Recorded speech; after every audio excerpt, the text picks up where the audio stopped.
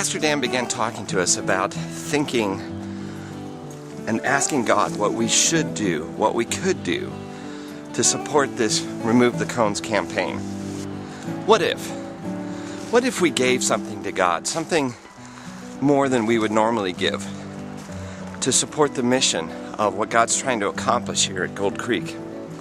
And we came up with a number. It was a number that we could do, something about, about here. But then Dan began challenging us.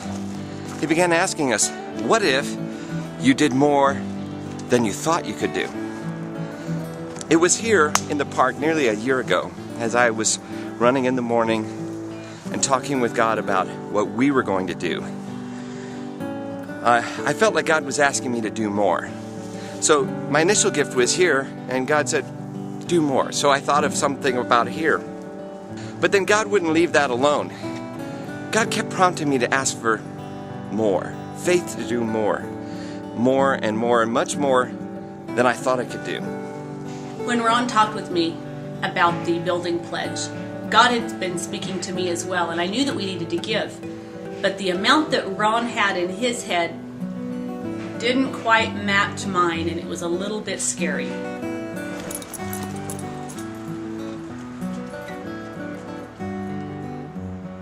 I was expecting, honestly, the biggest bonus and raise of my life. I really was, and I had a great year, but when it came time to find out my raise and my bonus, I found out that I actually got just kind of an average raise and an average bonus.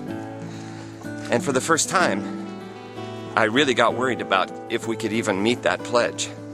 I was constantly worried about our ability to make this pledge, and we expected to have some funds come in that we always get in August or September, and it did not happen this year, so it made it even more distressing.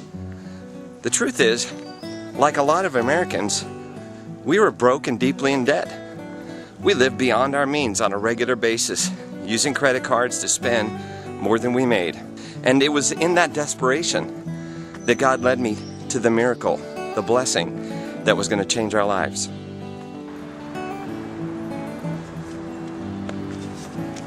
It was about that time that I started hearing this crazy guy on the radio, Dave Ramsey. And he talked about God's and Grandma's ways of handling your money, about spending less than you make and living on a budget. And it was in that desperation that I went and bought his book on a credit card and on a business trip, read the whole thing.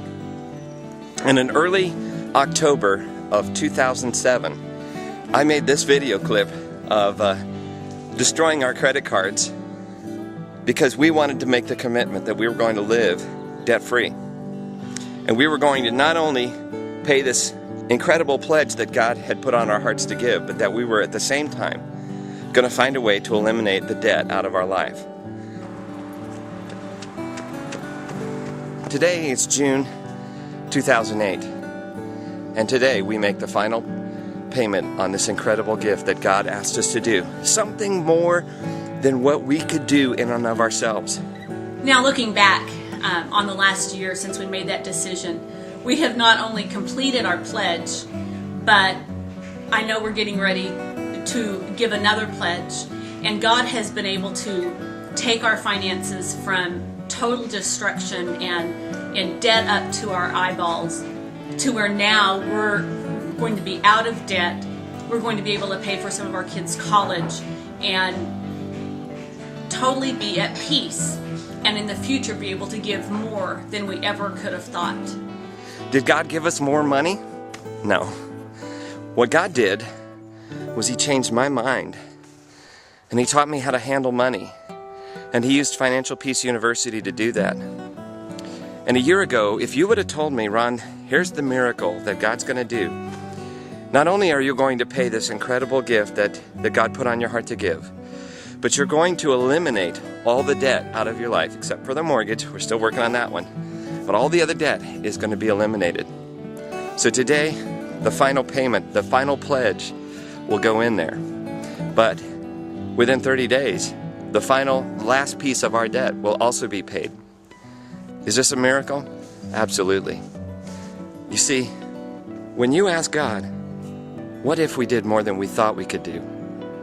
You have no idea how God's going to answer that prayer. But he said, test me in this.